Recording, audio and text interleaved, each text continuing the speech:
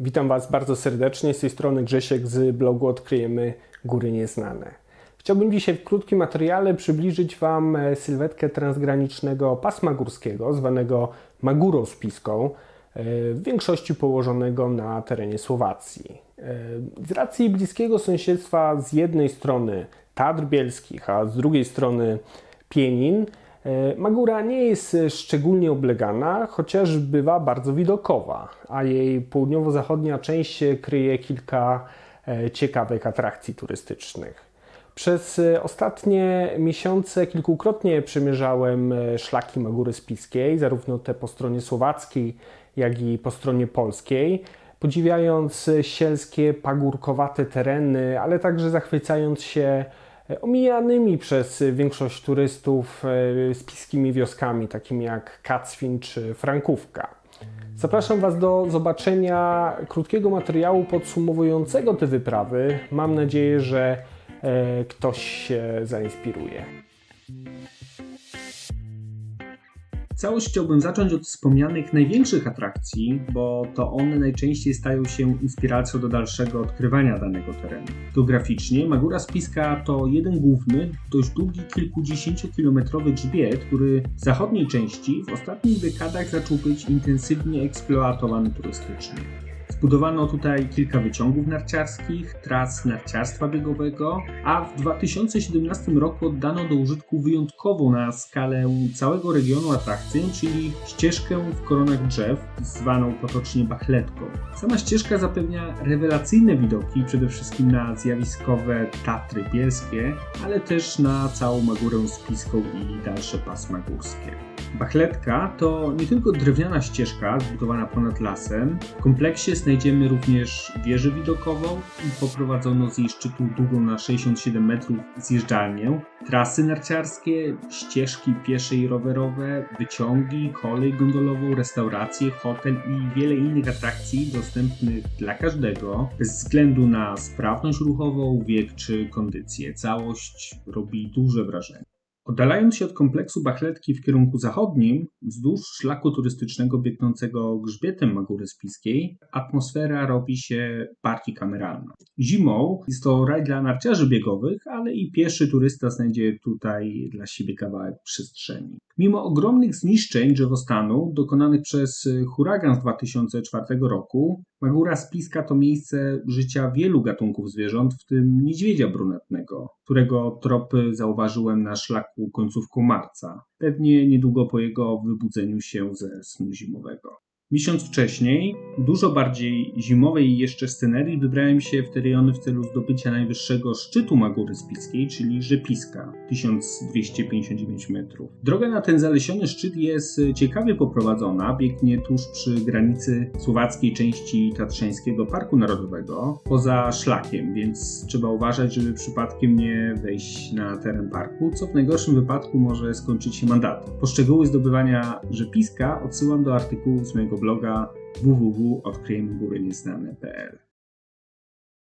Bachletka i Rzepisko znajdują się powyżej Zdziaru, głównej miejscowości tej części pasma, położonej w długiej dolinie między Magurą Spiską a Tatrami Bielskimi. Zdziar jest warty uwagi nie tylko amatorów białego szaleństwa, lecz też osób zaciekawionych kulturą, bo według przewodnika Józefa Nyki można tu odnaleźć dalej żywy folklor góralski, przypominający ten z Podhala, włącznie z polską gwarą góralską, a przecież jesteśmy na Spiszu i to w słowackiej jego części. Z innych niezwykłych okolicznych miejscowości warto wyróżnić łemkowską wioskę o nazwie Osturnia, w której mieszkańcy mówią językiem trudno zrozumiałym dla Słowaków i uczęszczającą do grecko-katolickiej świątyni z XVIII wieku. Odkrywanie Osturni jeszcze przede mną, nie ukrywam, że bardzo ciekawią mnie tego typu izolowane, zapomniane przez świat górskie osady. Wschodnia część pasma ma zdecydowanie dużo bardziej dziki i górski charakter w porównaniu do zagospodarowanej i przekształconej do celów turystycznych części zachodniej. Szlaki biegną tutaj w dużej mierze takimi śródleśnymi, szerokimi ścieżkami, ułatwiającymi wycinkę i prace leśne, ale i pozwalającymi na zwiedzanie tych niskich gór na jednośladzie lub nawet kładach. Najwyższym wzniesieniem tej części jest Wietrzny Wierch, 1111 metrów, który można zdobyć z kilku stron. Ja wybrałem czerwony szlak z Lipnika Wielkiego do Drużbaków Niżnych. Przyjemny, jednak poprowadzony głównie lasem, stąd mało widokowy. Przeciekawa panorama na zachód i północny zachód, w tym m.in. na Tatry, otwiera się właściwie dopiero na szczycie i w bliskiej jego okolicy. Pod szczytem znajduje się kwatera u Borsuka z otwartymi widokami na wschód i możliwością rozpalenia ogniska. Co prawda nie wiem, czy istnieje możliwość wynajęcia tego miejsca, ale myślę, że spędzenie weekendu w samym sercu magórskiego lasu w otoczeniu dzikiej przyrody byłoby całkiem nietuzinkowym pomysłem. Najpopularniejszą miejscowością we wschodniej części Magóry Spiskiej są Drużbaki Wyżne. Jej nazwa pochodzi od nazwy potoku wskazującej na obecność źródeł mineralnych zawierających dwutlenek węgla. I rzeczywiście wioska słynie z kąpielisk mineralnych o temperaturze wody dochodzącej do 22 stopni Celsjusza. Najciekawszą atrakcją miejscowości jest jednak największe trawertynowe jezioro na Słowacji, wyglądem przypominające wypełniony wodą krater po uderzeniu meteorytu, powstałe jednak po zawaleniu się kopalni trawertynu. Podobne, choć nie tak spektakularne twory widziałem w Górach Choczańskich. Bardzo polecam to miejsce.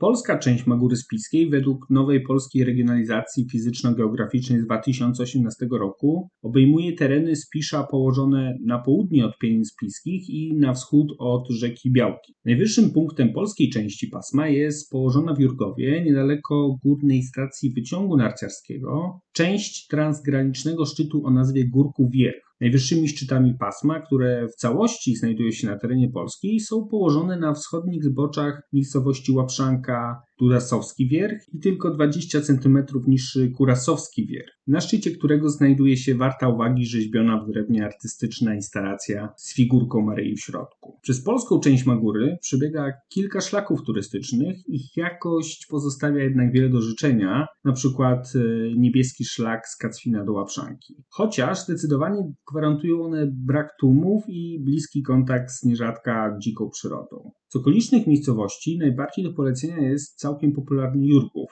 Drewniany kościół XVII wieku, wyciąg narciarski, jedyna w Polsce rzeka typu alpejskiego, czyli Białka i przejście graniczne oraz dużo bardziej izolowany Kacwin, w którym znajdziemy chociażby warty zobaczenia wodospad pod Upłazem czy ścieżkę rowerową prowadzącą na Słowację. Nie mogę pominąć samej Łapszanki, a właściwie słynnej przełęczy nad Łapszanką, z kapitalnym punktem widokowym będącym Mekką fotografików przyrody.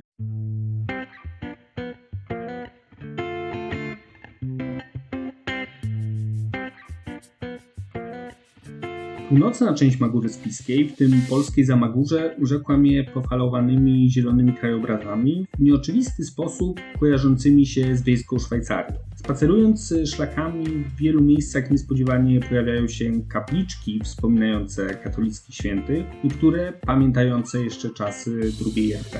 Tereny te coraz szybciej stają się odkrywane, aczkolwiek nie jest to poziom masowej turystyki rodem z Podhala.